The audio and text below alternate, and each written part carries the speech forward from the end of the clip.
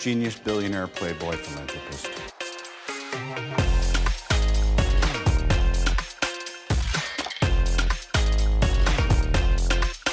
What if I told you that the most important machine in Iron Man wasn't the suit of armor, it wasn't a Ferrari, it wasn't a Lamborghini, and the engine sound you heard in theaters, that was a total lie. One specific car saved an entire brand from being boring, but the production crew actually hated it because it was too safe to crash. If you want to know the real story behind the German underdog that beat the Italian giants, and why the director fought to keep it in the movie, you need to watch this. Before 2008, if you wanted a reliable German car, you bought a Mercedes. If you wanted a supercar, you bought an Italian bull or horse. The Audi R8 changed the physics of the automotive world. It was the first time a functional, daily drivable vehicle looked like it landed from outer space. Over the course of the Infinity Saga, Stark drove almost every generation of this car, mirroring his own evolution from a combustion-loving arms dealer to an electric-powered savior of the universe. Today, we are analyzing the 15 authentic facts behind the car that built the MCU. Fact number 1. When Iron Man director Jon Favreau was casting the car for Tony Stark, he had every manufacturer knocking on his door. General Motors, Dodge, and exotic Italian brands all wanted the screen time, but Favreau specifically sought out the Audi R8. Why? Because the R8 wasn't just about showing off wealth, it was about showing off engineering. Favreau felt that a Ferrari or a Lamborghini was too cliché for a tech genius. Those cars are flamboyant. The R8, with its visible engine under glass and quattro all-wheel drive system, looked like a piece of high-tech industrial design. It fit the aesthetic of Stark Industries. It was a tool, a precision instrument, rather than just a shiny toy. This decision established Stark's character before he even put on the suit. He values function, technology, and modernism over heritage and tradition. Before we talk about the second fact, let's like and subscribe to the channel for more amazing content just like this. Fact number 2. The car you see in the first Iron Man film is a 2008 Audi R8 4.2 FSI Quattro. Under that aluminum bodywork sits a 4.2-liter V8 engine producing 420 horsepower and 317 pound-feet of torque. 0 to 60, just 4.4 seconds. Top speed 187 miles per hour. The car featured Audi's legendary Quattro all-wheel drive system, distributing power through a 6-speed manual or 6-speed R-tronic automated manual transmission. The R8 Stark Drives uses the R-tronic, which makes sense. Billionaire geniuses don't have time to shift gears manually. Fact number 3. The most distinctive visual feature of Stark's R8 is the side blade, that panel of carbon fiber or contrasting color just behind the doors. Critics initially hated it, calling it a visual break that ruined the car's lines. But in the world of Stark-level engineering, form follows function.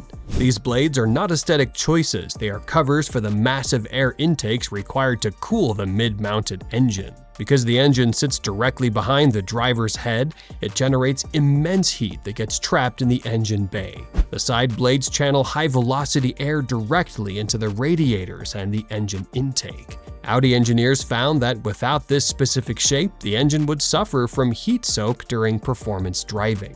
It's a perfect example of the kind of functional design that a character like Tony Stark would approve of. It looks cool, but it exists because it has to. Fact number 4. If you pause Iron Man 1 during the scenes where Tony is working in the garage, you will see the license plate reads Stark 4. This is a subtle piece of world building that many miss. It implies that this is the 4th car in his personal rotation, or the 4th prototype of his personal transport fleet. We see a Saleen S7, a Tesla Roadster, and a 1932 Ford Flathead Roadster in the shop. The 4 designation suggests the R8 is his primary mission car for the modern era. In later movies, the plates change. By Iron Man 3, the plate on his white R8 e-tron reads Stark 17. And in Age of Ultron, the orange R8 reads Stark 65. This progression tracks the passage of time and the expansion of his collection, mirroring the numbering system of his Iron Man suits. Fact number 5. In several scenes, Stark summons the car, or it drives itself to him.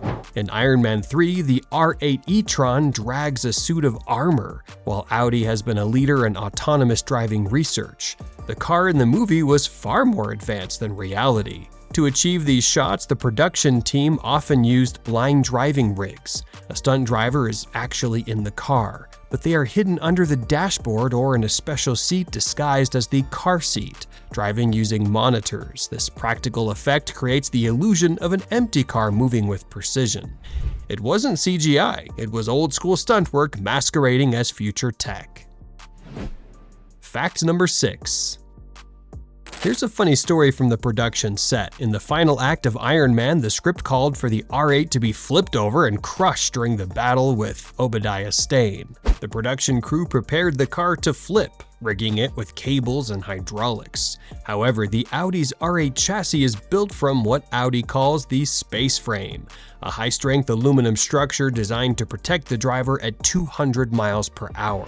When they tried to crush the roof and flip the car for the scene, the frame was so rigid it refused to crumple. The roof pillars held strong, and the car wouldn't look destroyed enough for the camera. The special effects team actually had to cut the frame points and weaken the chassis manually, just to get it to look like it had been in a fight.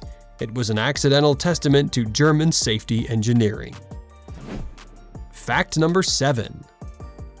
By the time Iron Man 2 rolled around in 2010, Tony Stark had upgraded. Enter the Audi R8 V10 Spider, an open-top beast with a 5.2-liter V10 engine, borrowed from the Lamborghini Gallardo, or as the Spanish say, Gallardo. This monster produced 525 horsepower and 391 pound-feet of torque, launching from 0 to 60 in 3.8 seconds. Top speed 196 miles per hour with the top up. The V10 Spider became Stark's daily driver, and it made perfect sense story-wise. Tony's always upgrading his tech, so why wouldn't his car evolve too? This attention to detail is why the MCU feels so lived in. Fact number 8. In Avengers Age of Ultron, we see the second-generation R8 V10 Plus. This car featured a piece of technology that was illegal in the United States at the time: laser spot high beams. Standard LED headlights cast light about 300 meters down the road. The Audi laser system, which uses a blue laser diode converted into white light by a phosphor converter, can project a beam up to 600 meters, double the range. It activates only above 37 miles per hour to prevent blinding other drivers.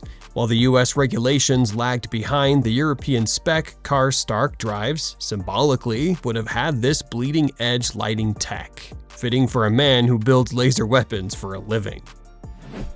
Fact number 9. In Iron Man 3, Tony drives a white R8 e-tron. At the time of filming, this car didn't actually exist as a production model. It was a functional prototype of Audi's first electric supercar. It featured 4 electric motors and a massive battery pack, where the engine used to be. This was a massive narrative hint. It showed Tony moving away from combustion engines and towards the clean, sustainable energy that would eventually power his later suits and the Avengers compound. Fact number 10. That distinctive R8 engine note you hear in the films, it's actually recorded from real R8s, but enhanced. Sound designers at Skywalker Sound recorded multiple R8s at various RPMs, then layered and processed those recordings to create a sound signature that would read as expensive and powerful to audiences. The V8's high-pitched scream was boosted in post-production. When the V10 appeared, they emphasized its deeper, more guttural tone. These audio cues subconsciously reinforce Tony Stark's wealth and taste. Every time that engine fires up, you're reminded, this guy doesn't do anything halfway. Fact number 11. While Stark would never drive a Lamborghini too flashy, his R8 is actually an Italian supercar in a German business suit. Audi owns a Lamborghini, and when they developed the R8, they utilized the chassis and engine architecture from the Lamborghini Gallardo. However, the tuning is completely different. The Lamborghini is designed to be loud, stiff, and violent. The Audi R8 was engineered for everyday usability. They softened the suspension, added sound deadening, and changed the throttle mapping. This is why the R8 is often called the everyday supercar. You can drive it to a gala in a tuxedo without arriving sweaty and exhausted, which fits Tony Stark's lifestyle perfectly. He needs performance, but he also needs refinement. Fact number 12. Car enthusiasts had one major criticism. Tony Stark drives an R-tronic transmission. This automated manual was the R8's Achilles heel. Slow shifts, clunky engagement, and far inferior to the 7-speed dual-clutch S-tronic that arrived later. Purists argued that a genius like Stark would demand the 6-speed manual or wait for better tech. But from a filmmaking perspective, the R-tronic made sense. It's easier to shoot, requires less driver focus during takes, and prevents embarrassing stalls during million-dollar production days. Sometimes cinema trumps authenticity, and that's okay. Fact number 13. In Avengers Endgame, the R8 is gone. When Tony pulls up to the Avengers compound, he's driving the Audi e-tron GT concept. This is significant narrative storytelling through cars. The R8 represents the combustion era, loud, mechanical, explosive. The e-tron GT represents the new era, silent, electric, sustainable.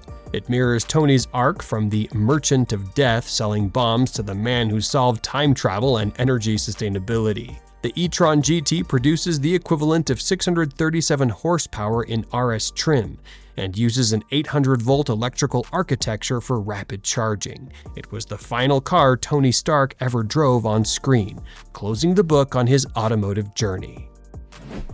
Fact number 14. Blitz Audi leveraged Iron Man into the most successful automotive film partnership ever measured. They created exclusive Iron Man Edition R8s in select markets, held co-branded events at dealerships, and plastered the film's imagery across every Audi touchpoint. In Germany, they built a full-scale Iron Man suit that drove an R8 at the Frankfurt Motor Show.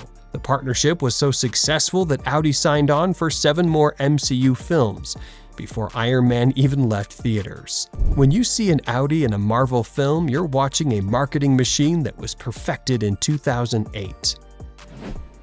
Fact number 15. Here's the final fact. You can still buy Tony Stark's car. While the first-gen R8 V8 has depreciated significantly, examples now sell for $70,000 to $90,000. The Iron Man connection keeps values higher than comparable supercars. A documented film car, if one ever hit auction, would command 7 figures easily. But more importantly, the R8 changed how we think about superhero vehicles. Before 2008, superheroes drove fictional cars or tank-like military vehicles. Tony Stark proved that a real, attainable, relatively speaking, supercar could be aspirational, character-defining, and authentic. Every superhero car since has been measured against this silver benchmark. So there you have it, 15 facts about the Audi R8 that helped define Tony Stark and changed automotive product placement forever. From a $50 million gamble to a cultural phenomenon, the silver supercar proved that the right vehicle doesn't just transport a character, it becomes part of their identity. The R8 was Tony Stark's arc reactor on wheels. Technologically advanced, beautifully engineered, and absolutely essential to who he was. And just like Stark himself, it evolved, adapted, and left a legacy that's still accelerating today. What's your favorite Tony Stark car moment? Drop it in the comments below. And if you enjoyed this deep dive, check out our video on Batman's Tumbler, another icon that changed everything. Until next time, keep the rubber side down and the hero side up.